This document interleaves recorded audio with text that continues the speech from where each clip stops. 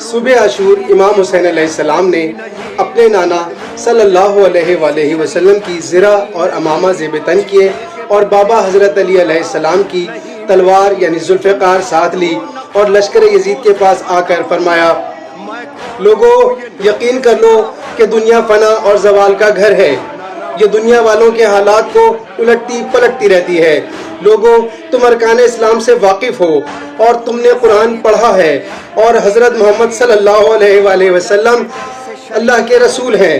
ان باتوں کو جانتے ہوئے تم انہی کے فرزند کو ظلم و ستم کے ساتھ قتل کر دینا چاہتے ہو۔ اے لوگوں، کیا تم دریائے فرات کے پانی کو نہیں دیکھتے جو موجیں مار رہا ہے اور سانپ کے پیٹ کی طرح چمک رہا ہے، جس کو یہودی، عیسائی، کتے اور سور تک پیتے ہیں، لیکن خدا کے رسول صلی اللہ علیہ وآلہ وسلم کی آل پیاس سے مر رہی ہے۔